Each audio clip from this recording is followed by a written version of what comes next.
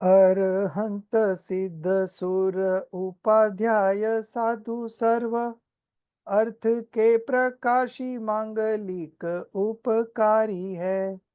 तीन को स्वरूप जानी रागते भई जो भक्ति काय को नमाए स्तुति को उच्चारी है। धन्य धन्य तुम्ही से काज सब आज भयो कर चोरी बारंबार वंदना हमारी है। मंगल कल्याण सुख ऐसो हम चाहते हो मेरी ऐसी दशा जैसी तुम धारी है। हो मेरी ऐसी दशा जैसी तुम धारी है। So, welcome to the second chapter. Last week we had discussed Namokar Mahamantra, and this week we are going to discuss Chattari Mangalam Path. Again, it is a kind of prayer where we are again adoring the Panch Parmeshtis, but in a different manner. The four benefactors, okay? Chaar Mangal Path. So first I will recite the Chattari Mangalam part and then we will move on to. Let me share the screen.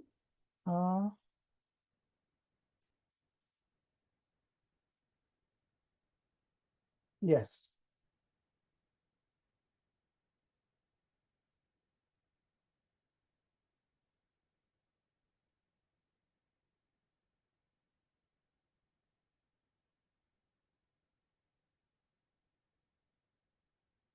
Okay.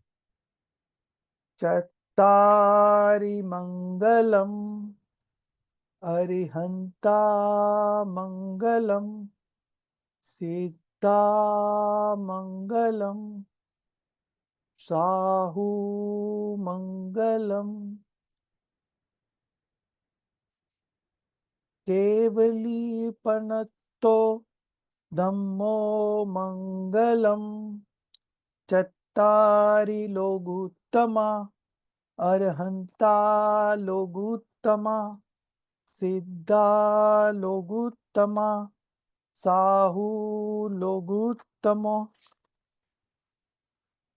Kevali Panatto Dhammo Loguttamo Chattari Sharanam Pavajjami Arihante Sharanam Pavajjami Siddhe Sharanam Pavajjami Sahu Sharanam Pavajjami Kevali Panattam Dhammam Sharanam Pavajjami.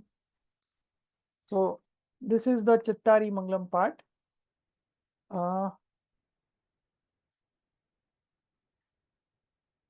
Okay. Now you can see the screen, no? Slides. Okay. Yes, we can.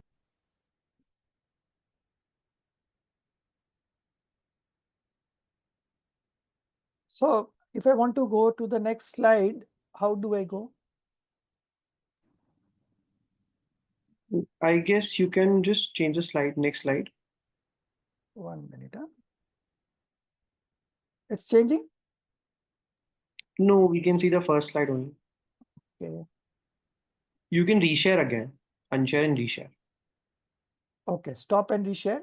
Yes. Okay.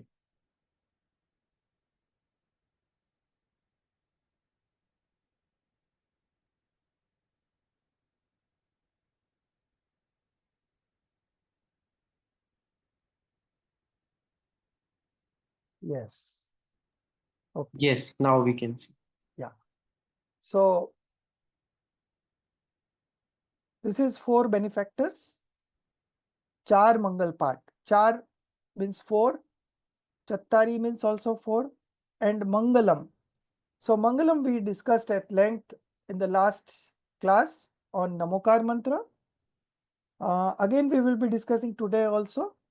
So Chattari Mangalam means these are four benefactors or auspicious beings auspicious beings in Mangal in the world. Yes, meaning of Mangal.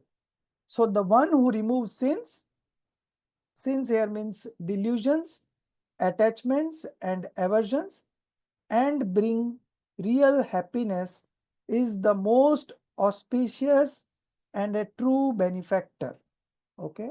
So these four entities that we are going to uh, salute here, and they are themselves Mangal. They are themselves benefactors. Okay. And when we adore them, we also get this benefit that our sins gets removed and we experience real happiness. Okay. So this is about the Chattari Mangalam. Now, who are these benefactors? Who are these four entities? So the first in the line is Arhanta Mangalam, Aryant Bhagwan. Okay. So last week also in Namokar Mantra, we also saw that Arhant, Ari plus Hant. Ari means enemies and Hant means destroyer. So these Aryant Parmestis are the destroyer of enemies like delusions, attachments, and aversions. Okay. So these are the souls who have achieved passionlessness, Vitragi, omniscient, Sarvagna, and Hitopdeshi.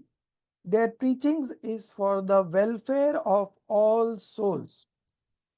They have attained godhood and they are free from four major obscuring karmas. And of course, they have manifested four infinite qualities. Then the next in the line is Siddha Parmesti. Okay. So Siddha Parmestis are the liberated soul. They have destroyed all kinds of karmas. They are free from cycle of birth and death. Okay. They have manifested the purest form of the soul and they are possessed of 8 attributes. So after leaving their supernatural body, that Audarik Sharir, they have reached the pinnacle of the universe by virtue of their nature of upward motion. Okay. So this is all about Siddha Parmesti. The third in the line is Sadhu. Now in Namokar mantra, we had separately seen the three posts, Arihant, Acharya, Upadhyay and Sadhu. Here only we have Sadhu. And in that Sadhu, Sadhu are benefactors means Acharya, Upadhyay and Sadhu.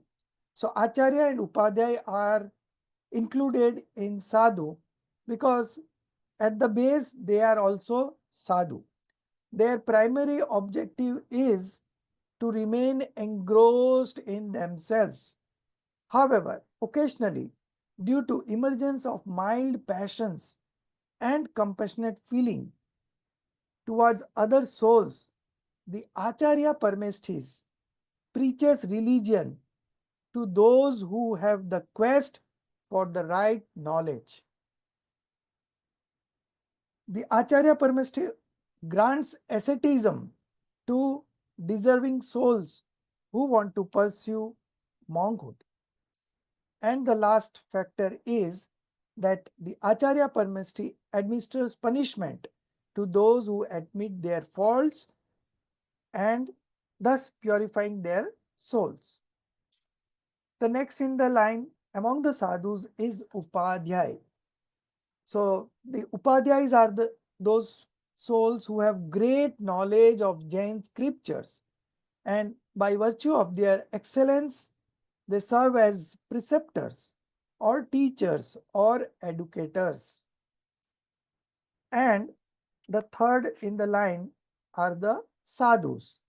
So sadhus basically are, they don't have any administrative responsibilities like acharyas or the upadhyayas. So these are ascetics, monk, who focus only on meditation and realization of their own soul. They don't have anything apart from meditation, meditation, and meditation. Even Acharya and Upadhyay, when they want to take samadhi or when they want to attain omniscient knowledge, they also leave their post and become a ordinary sadhu, because in the post of sadhu there are no other responsibilities apart from getting engrossed in themselves. And the last entity is religion. Religion is here as again mentioned as a benefactor. So what is this religion? The religion of passionlessness preached by the omniscient. So whenever we say religion, we have many past impressions about religion, and we have uh, heard also from different people what is religion. But here in Jainism, the religion is not to react, not to react whatever is reflecting on your knowledge screen. If you are not reacting, not reacting means not manifesting attachments nor aversions. Okay. And when you are not manifesting attachments or aversions, that means you are manifesting passionlessness, because attachment and aversion both are passions. Okay. So this is the true religion that is preached by the omniscience. So these are the four benefactors. Now the next slide, Chattari Loguttama. There are four supreme entities, Uttam, and supreme entities means Uttam in the world. Now, what is the meaning of Uttam? The one who is the greatest and most glorious in the universe is called a supreme entity. So, who are these supreme entities in the world? The first in the sequence again would be Arihant, then Siddhas, then Sahu, and the last, the religion. Okay. These are the supreme entities in the world. Now the next one, Chattari Sharanam Pavajjami. I go to all the four for shelter. Now what is the meaning of the word shelter? Shelter means refuge. Shelter means following the path shown by the four entities and taking refuge in one's own soul. So what is the path shown by the four entities? So these four entities, they showed us the path that we were also like you someday, and we followed this path. This follows this path means we took shelter in our own soul. And when we took shelter in our own soul, the number of attributes automatically evolved from there. And that's how we are practicing passionlessness. That's where we are able to absorb whatever is reflected on our knowledge screen. That means we are not reacting. This strength has come by taking shelter in our soul. So, Chattari Sharanam Pavajjami means that following the path shown by the four entities, we have to take refuge in our own soul. Okay. Now, the shelter worthy Sharanam follow the path shown by them. So, who are shelter worthy? The Aryans are shelter worthy, the Siddhas are shelter worthy, the Sadhus are shelter worthy, and the religion is shelter worthy. So, important features of this Chattari Mangalam part is these three unique characteristics. Okay. The benefaction, the supreme and the shelter.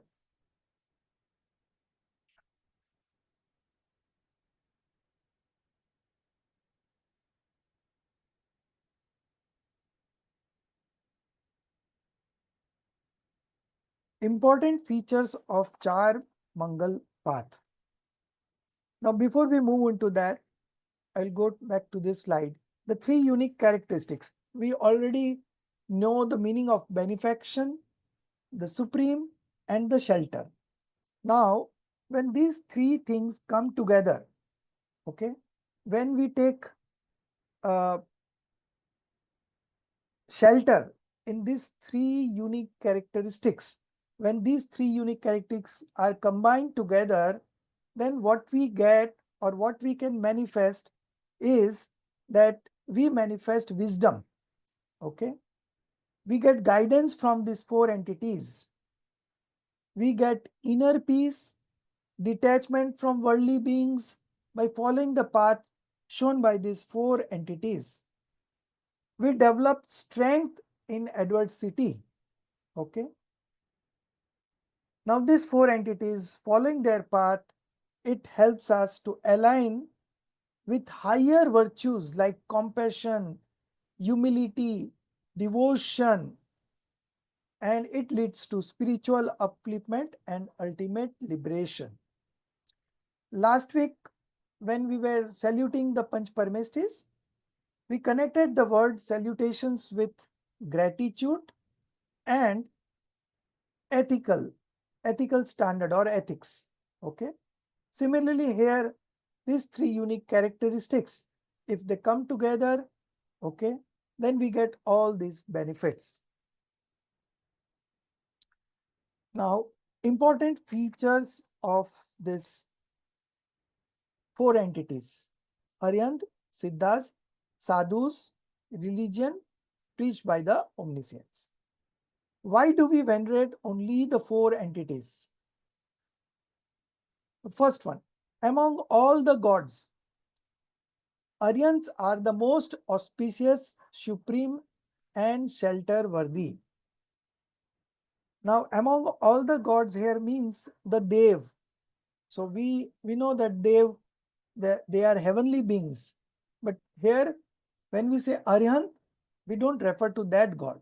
So that's why it is mentioned that among all the gods, Aryant are the most auspicious, supreme, and shelter worthy. Then the second, Siddhas, among all the positions that can be attained in the universe, the position of Siddhas is the most auspicious, supreme, and shelter worthy. Okay. So when we discussed the gods, Aryanta are the supreme. When we discussed all the positions in the universe, so generally speaking, we feel that if the post that our prime minister is holding, or the president post, or any other world leaders, whatever post they attend, we feel that this is the most successful one.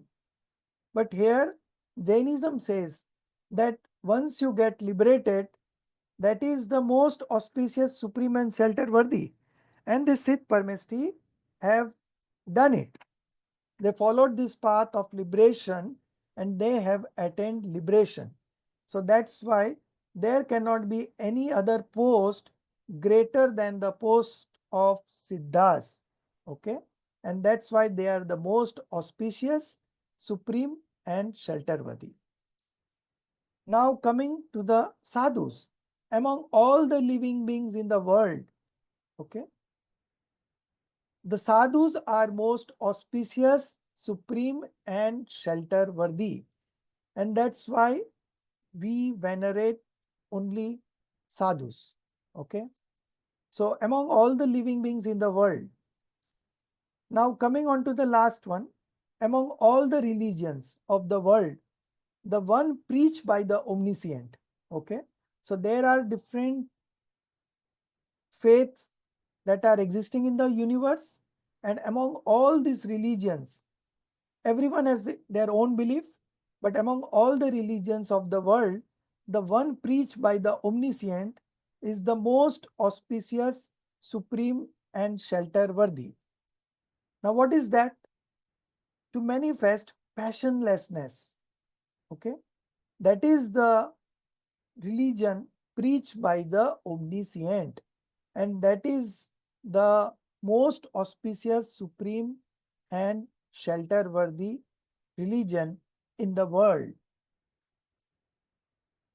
Now, why are the four entities called benefactors, supreme, and shelter worthy? Every soul desires happiness, and that eternal happiness can be experienced only in liberation. Okay. So, this eternal happiness, the one which has not any beginning nor it has got any end. Okay. So, every soul desires happiness, and that eternal happiness can be experienced only when you get liberated.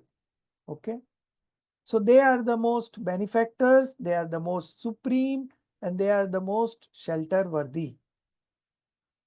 Second point, a soul's path to liberation is through self-realization, which is possible only by the science of passionlessness, Vitrag Vigyan. Now, what is this Vitrag and what is this Vigyan? Vitrag is, of course, passionless, and Vigyan means knowledge, spatial knowledge, and that spatial knowledge includes the belief also.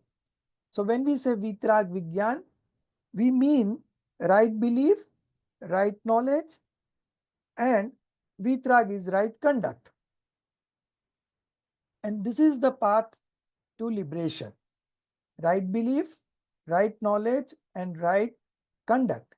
A soul's path to liberation is through self-realization. Okay.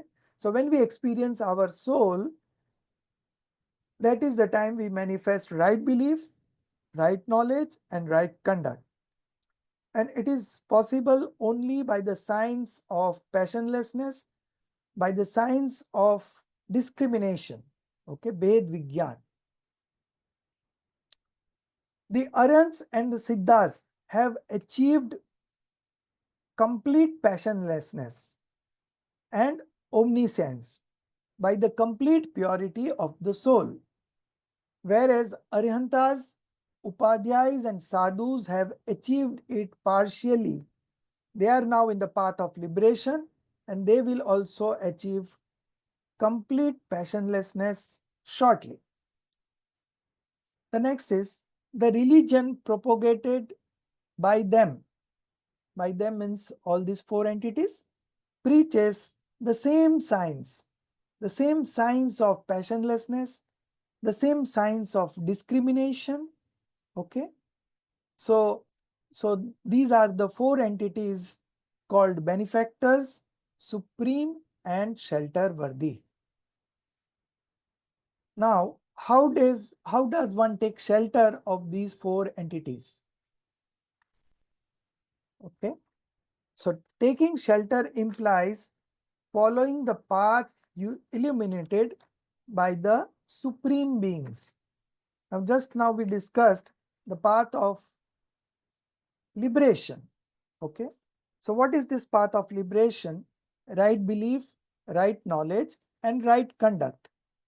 And this can be achieved by practicing discriminative science. What is this discriminative science? So in our knowledge, because of delusion, because of ignorance, two separate entities we believe to be as one. Now, when we say we practice discriminative knowledge, that means two separate things appearing as two separate things in our knowledge. Such knowledge is the knowledge having discriminative knowledge. Okay, such knowledge is called discriminative knowledge. So this is how we can take shelter in these four entities. Taking shelter in these four entities means following the path shown by them and then ultimately taking shelter in our own soul.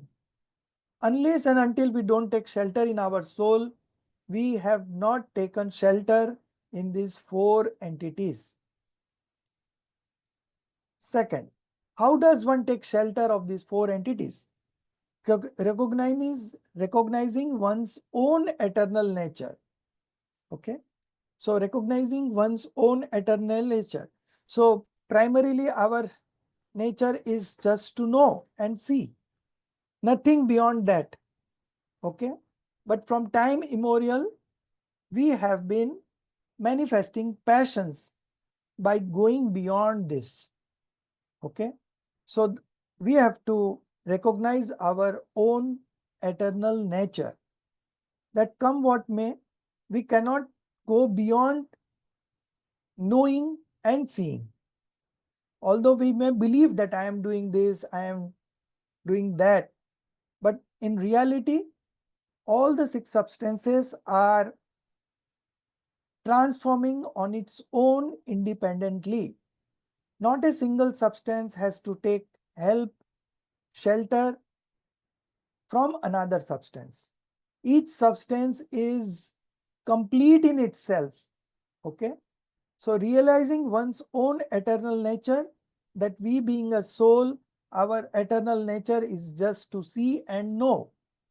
And the moment we remain as a seer and knower, we manifest eternal bliss.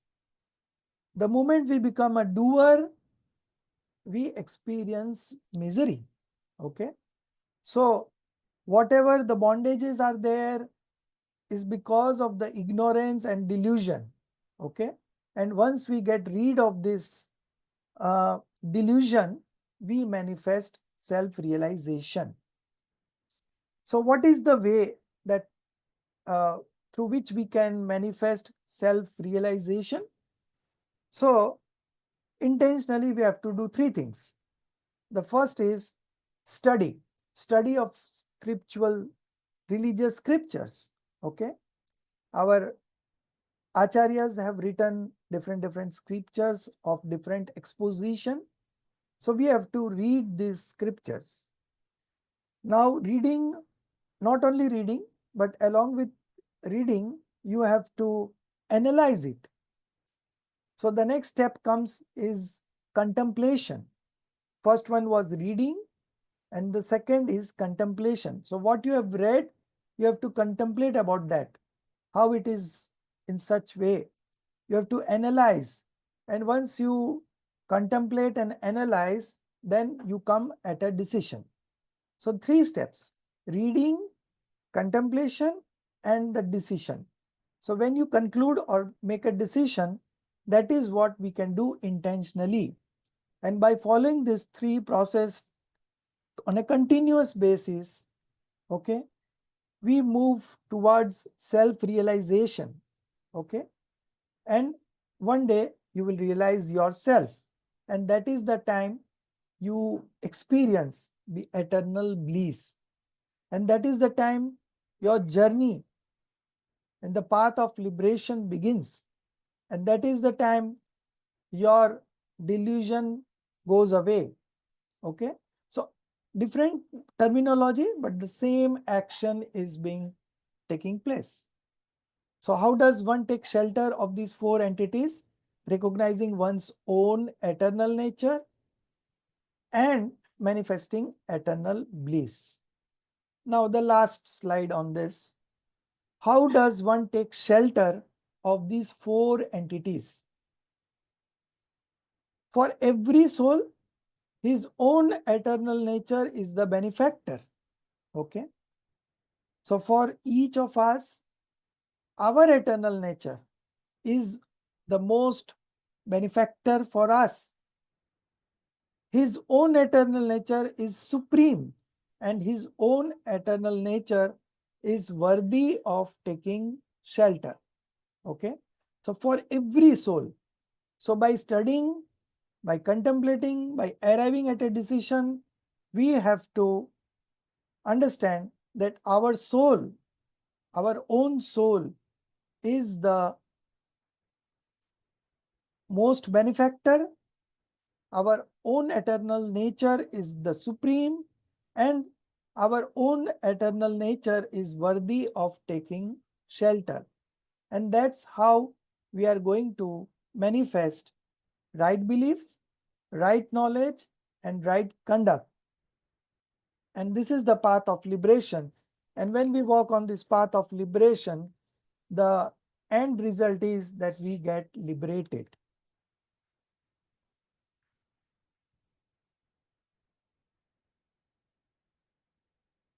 So this is all we have on Chattari Mangalam part. I will just summarize. Chaar Mangal prayer pays homage to the four entities, the Arhantas, the Siddhas, the Sadhus, and the religion of passionlessness preached by the omniscients. It venerates these entities because of their qualities of benefaction, supremacy, and shelter worthiness. Main message given by these entities is of passionlessness, vitrakta, that is the real path to liberation. Taking shelter of these entities implies following the path shown by them. So this is all we have in terms of presentation. Now, you want to ask few questions, Harshilji? Yeah. Over to you. Yeah. So if anybody is having any question related to what we have just gone through, four benefactors, four supreme entities, and four shelters, you can definitely ask question. And Rajesh uncle is here to just answer the questions. Any question related to the topic?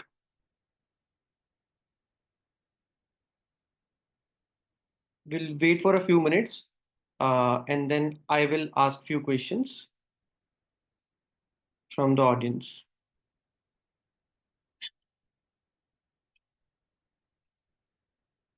Priyanka ji, yeah.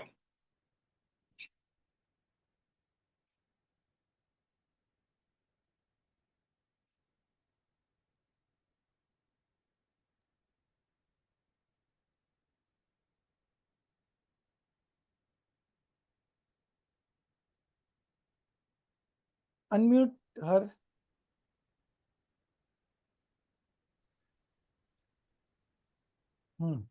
Jai Jinendra. Just Yeah. wanted to ask, is it compulsory to become Acharya and Upadhyay in the path of liberation, or sadhu will do? Becoming sadhu. So acharyas and upadhyayas are among the sadhus. They are selected from the sadhus only. So you become an ordinary sadhu, and with administrative qualities, if you have some administrative qualities, if you have some teaching qualities, then only you are selected on the post of acharyas and upadhyayas. So it's not Being- compulsory to get liberated. You have to become acharyas or upadhyayas. To get liberated, you have to be just sadhus. And even acharyas and upadhyayas, when they want to get liberated, they also leave their post, renounce their post, and become an ordinary sadhu.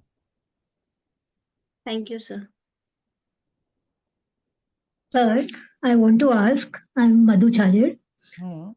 Why do our parents tell when Marasa comes to our house, why do they say कि आप मांगलिक सुना दीजिए? Then what is its significance? We have to be passionless. That's the main thing. Yeah, but from a conventional point of view, this Manglik is considered to be an auspicious prayer. So whenever we begin something new, or when we do any religious activities, we do this Manglik Chattari Mangalam part in the beginning. So this Maharaj, when they come to your place, they also recite this Chattari Mangalam part. Okay, that's the norm.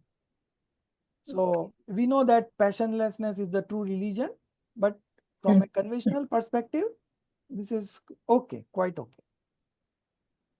Thank you. I have a doubt, sir. Hmm. I'm Rekha, sir. And sir, not only from the conventional point of view, even for the worldly work, before starting, like we write for when our children go for examination or we do any other worldly work, even then we recite all these things. How far it is okay to do it? Again, it is quite okay to do this. At least we are remembering the Panch Parmestis. They are above our head. So any, as I said, any auspicious beginning, we always remember this Panch Parmesti. And remembering this Panch Parmesti makes us humble. And we do believe that when we are following Panch Parmesti, we have to be ethical also. Okay. So whatever we do in an ethical manner, we are generally going to succeed in that. Okay. So there is nothing wrong in remembering the Panch Parmesti whenever we do some good things. And one more, sir, like as you said, yeah, first thing, bow to all these four, and then think that our own soul reside in our own soul. Yes. How do we first do this and then connect that, yes, even I need to become like that and reside in myself to attain liberation? Right. So, like, the interpretation in Jainism is very important. So when we say you take shelter in these four entities, okay, it means that you take shelter in your own soul. How come? That when you take shelter in these four entities, that means you take shelter in the path shown by them. And what is the path shown by them? They have also taken shelter in their soul and walked on this path. So if we also want to follow their footsteps, if we also want to get happiness like them, then we also have to take our shelter. So it is just a way of interpreting. Okay. So when we say that we take shelter in the four entities, it means we take shelter in our own soul. So is it that we bow down to them first and then think of what they did and then do the same thing? So initially, when you are understanding this, we understand it that way. But as a routine, when we are doing something, we don't remember such things because it is everything is there in our mind. We know that we are when we go to the temple, we bow to the Panch Parmesti. Then we don't every time say that taking shelter in them means taking shelter in our soul. No, it's all comes automatically. The mind, speech, and body activity goes on independently, and your understanding is there always with you. Okay. So it is not necessary that you every time remember this or recite this. Nothing as such. Be natural, because you have already understood everything. Sir, being natural is good, sir, but the science of discrimination has to, come to us, no? Like, once we understand this, as you say, the procedure we started understanding, but how will it turn natural? How will it happen 24/7? So by practicing, so you have to practice. Okay. So by practicing, it will come naturally to you. Okay. Initially, you have to put in some efforts, and then it becomes when it becomes a practice, then it automatically comes. So you don't have to remember every now and then that now I have to practice science of discrimination. Nothing. It automatically goes on. It'll keep flashing automatically, and as and when it flashes, we just have to contemplate. Even if it flashes or if it not flashing, doesn't matter. Oh. You just put all your efforts, energy to understand the scriptures. Oh, okay. Understand the principles, try to apply in your day-to-day life situations, and contemplate on that. And if you are faltering anywhere, you find out the faults, flaws that you have undergone through, and then you arrive at a decision. So what to apply? Day to day, what to apply? The principles. Now you are learning so many principles. The Jinwani is showing us so many principles, and all those principles have logic behind that. Okay. So if we have understood logically, it gets automatically applied. Okay. So like in schools, you first memorize the spelling, And then when you use the word, you don't remember those spellings, right? You keep on simply writing the words, and it comes automatically after, say, if you are writing a word like, say, Rekha. So you don't think, just it goes on like that, R-E-K-H-A. So similarly like that. It all comes naturally, but before that you have to practice. Practice. Yeah. So practice makes a man perfect. Similarly here also we have to practice, and we keep on upgrading ourselves with the knowledge that we are acquiring on a day-to-day basis by continuously studying the scriptures. Any other questions? Anyone? Yes, Zulisha. Yeah.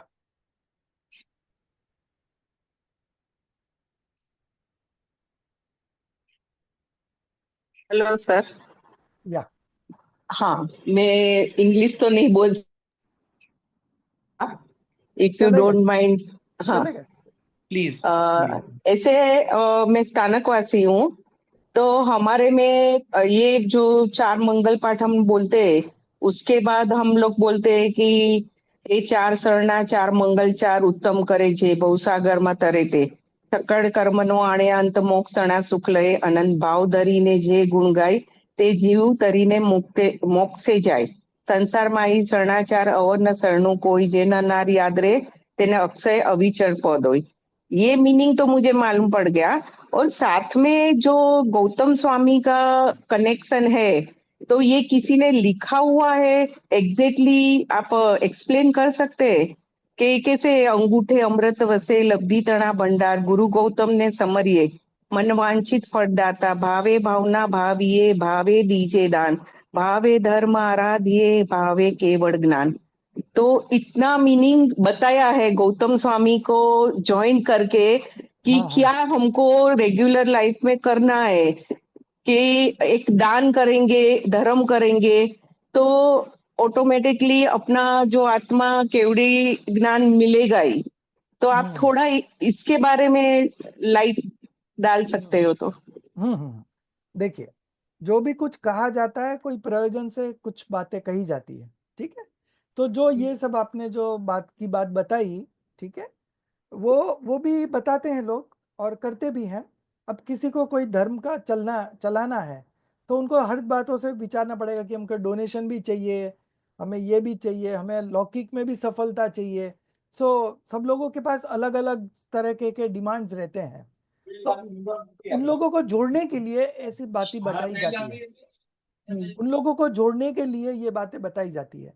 जैसे हम बच्चे को समझाते हैं कि तू ये कर, मैं तेरे को चॉकलेट दूंगा, ठीक है. तो हम क्यों प्रलोभन देते हैं? तो ऐसे हमारे आचार्यों ने भी समय समय पर अपने अपने हिसाब से प्रलोभन दिए हैं कि भाई जो इस तरह करेगा उसको कर्म कट जाएंगे, उसको ये मिल जाएगा, वो मिल जाएगा. तो ये एक टाइप का मोटिवेशन है उसको धर्म से जुड़े रहने के लिए, ठीक है. और जब वो धर्म में जुड़ जाएगा तो फिर उसे पता चलेगा कि धर्म तो वीतरागता में है, ठीक है. तो फिर वो वीतरागता की तरफ आगे बढ़ेगा. तो प्रथमान योग में इस प्रकार के प्रयोग होते हैं कि जो मंदिर नहीं जाता है उसको बोलते हैं कि मंदिर जाओ, तुमको बहुत धर्म होगा. तो मंदिर जाने से थोड़ी धर्म होता है. तो फिर वो मंदिर जाने लग गया. तो जब वो मंदिर जाने लग गया तब उससे कहा गया कि भाई तू मंदिर जाने से नहीं चलेगा, तू प्रवचन में बैठा कर, सुना कर. तो फिर वो प्रवचन में बैठ गया. तो फिर उसको आगे और बोलेंगे कि तू प्रवचन में ही मत बैठ, तू प्रवचन में जो सुनता है उसके बारे में विचार कर.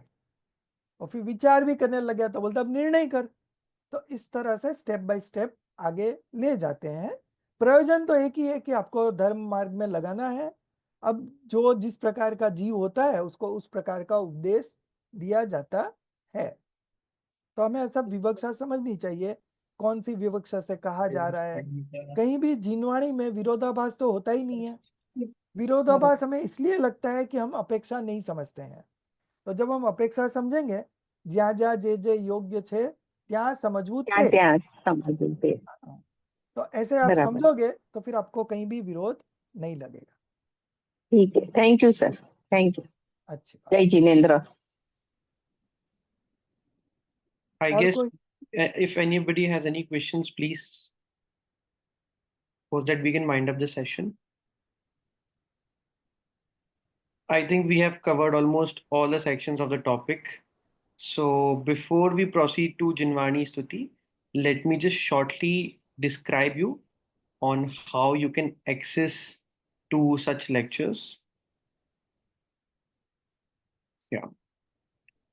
So you can visit the Jeev website, and on the main page, you can check on the resources option. Once you click on the resources, you can get different topics, Namokar Mahamantra, Four Benefactors, Chaar Mangal part, or whatever topic you want to learn, you can just click on the topic and get the access to the topic. Then when you click on the topic, you will receive a link to access the course. So this is the entire course where you will see the audio lecture, video lectures. You can get the PDFs, PPTs, whatever we have designed. Post that, you can view your courses on your dashboard. Whatever course you have clicked, you can view that course on the dashboard. And last, select the course you wish to access and you will gain entry to its content, including articles, presentation, quizzes, and more. And if you have any queries, you can just check. You can visit our URL, website URL is mentioned. Email address support@jeev.net.in. You can mention any query if you have. All the social media handles are listed here. Jinvani Stuti.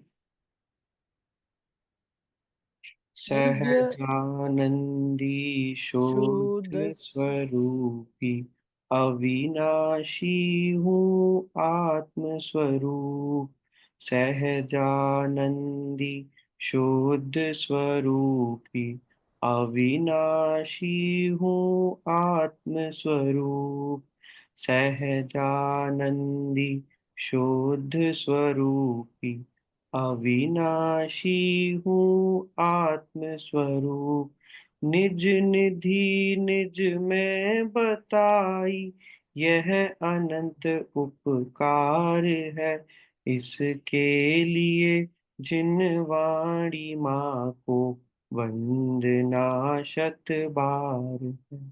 ब्रह्मकार Maman.